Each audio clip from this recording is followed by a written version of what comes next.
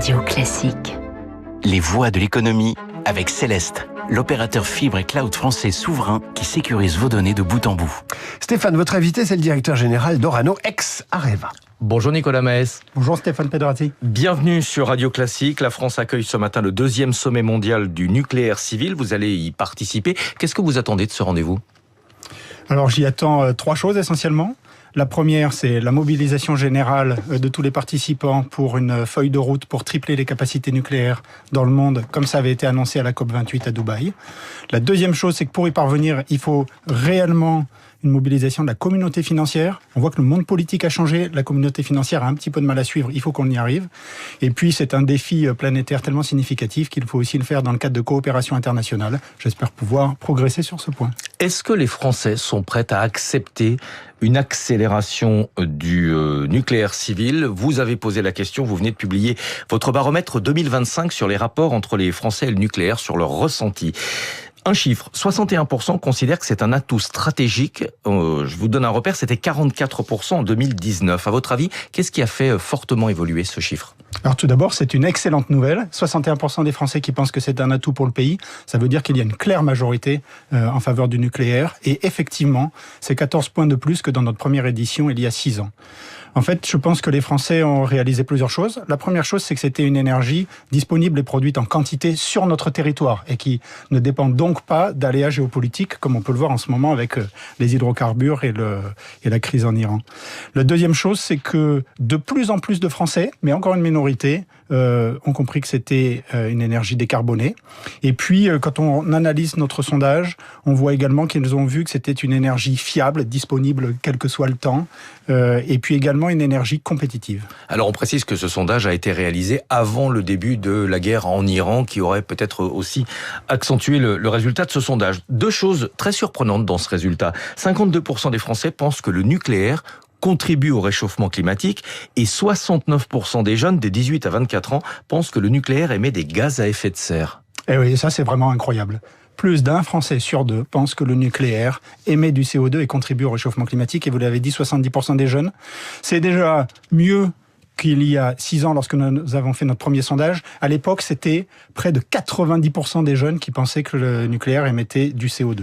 Alors on peut débattre du nucléaire, mais la réalité, c'est que c'est une énergie décarbonée, aussi décarbonée que l'hydraulique et l'éolien, plus décarbonée que le solaire. Et alors évidemment, par rapport aux énergies fossiles, on n'en parle pas. Mais comment est-ce qu'on explique que les jeunes, près de 70% d'entre eux, pensent que le nucléaire émet des gaz à effet de serre ? Il y a un manque d'information, il y a une information biaisée ? Alors, je ne vais pas forcément refaire l'histoire des dernières années. Je préfère me tourner vers le futur. Ce qui est sûr, c'est qu'on a besoin de faire des efforts de pédagogie, d'expliquer, de réexpliquer, de réexpliquer la réalité de ce qu'est cette énergie. Et donc, une énergie décarbonée, abondante, disponible. À chaque fois qu'il y a une flambée des prix des énergies fossiles, et c'est le cas actuellement, on se pose la question de notre souveraineté, de notre indépendance. Pour produire de l'électricité nucléaire, évidemment, il faut des réacteurs. Nous en avons, mais il faut aussi du combustible et c'est votre métier. L'uranium est une ressource, vous le disiez, largement disponible, pas concentrée uniquement sur quelques régions du monde. Néanmoins, ce n'est pas une ressource dont on dispose en France. Est-ce que c'est pas justement la limite de la France en matière de souveraineté ? Alors la souveraineté dans le monde des matières premières, ça dépend de 2 choses. L'accès aux ressources d'une part, et puis les capacités de transformation de ces matières premières. L'accès aux ressources pour l'uranium n'est pas vraiment un problème. Il y en a au Canada, en Australie, en Afrique, au Kazakhstan, en Mongolie, dans beaucoup de pays du monde. On a donc des approvisionnements diversifiés, aussi bien de pays de l'OCDE que de pays peut-être un peu plus complexes politiquement. Donc ça veut dire qu'en cas de conflit majeur, la France, vous le pensez, sera en capacité d'assurer son approvisionnement en uranium en tant que minerai ? Oui, absolument. Je vais vous donner un exemple. C'est de notoriété publique que le gouvernement du Niger a décidé de nationaliser nos mines du Niger, des mines qui sont aujourd'hui à l'arrêt. Ça n'a eu aucun impact sur le prix de l'électricité. Absolument aucun impact. Et en fait, la souveraineté vient donc de la capacité à se fournir en uranium, et je vous ai dit qu'on en avait partout dans le monde. Et le deuxième aspect, c'est la capacité à le transformer. Et en fait, la France, à travers Orano, maîtrise sur son territoire l'ensemble des capacités et des technologies et des usines pour transformer l'uranium, c'est-à-dire le convertir, l'enrichir, et puis ensuite l'envoyer dans les réacteurs. Et l'exemple de ce qui se passe actuellement en Iran montre que l'enrichissement, ce n'est pas forcément quelque chose à la portée de tout le monde. Est-ce que ce savoir-faire français, il est reconnu dans le monde ? Ce savoir-faire français, il est reconnu, c'est une force du pays. Ça contribue d'ailleurs très largement à la balance économique de la France, tous les services d'uranium que nous exportons. Et puis, sans doute, un signe qui ne trompe pas sur cette reconnaissance, c'est le fait que début janvier, les États-Unis ont décidé d'octroyer à Orano une subvention de 900 millions de dollars pour qu'on construise une usine d'enrichissement aux États-Unis. Dans le contexte actuel, que le gouvernement américain donne 900 millions de dollars à une société française, continue de nous respecter. Ça en dit long sur notre savoir-faire et le respect qu'ils ont pour notre entreprise. Évidemment, on ne peut pas parler du nucléaire sans aborder la question des déchets ultimes. Ça reste un sujet majeur pour l'industrie. Est-ce que vous avez interrogé les Français sur ce sujet ?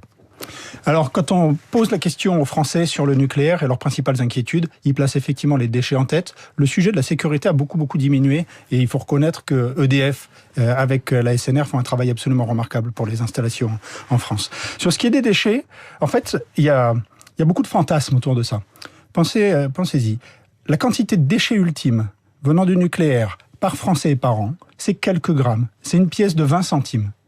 Vous comparez ça à votre bac de poubelle. Ça, c'est le déchet radioactif. Il faut c'est des déchets néanmoins l'encapsuler dans du verre ou dans des métaux. Et c'est ce que nous faisons à l'usine de La Hague. Les usines de La Hague permettent de retraiter et de conditionner les déchets ultimes. Mais pensez-y une seconde. Déchets ultimes dans le nucléaire, tous contrôlés, quantifiés, surveillés, tous entreposés sur nos sites de La Hague avant un stockage profond. L'alternative pour avoir une base décarbonée dans l'électricité, une base décarbonée, c'est l'hydraulique si vous habitez en Finlande ou dans des pays comme ça, où vous avez beaucoup de barrages, un petit peu en France. Mais sinon, c'est le gaz. Les déchets du gaz, c'est du CO2, ou les déchets du pétrole dans votre voiture, c'est du CO2 dans l'atmosphère, incontrôlé, et qui réchauffe la planète pour des centaines ou des milliers d'années.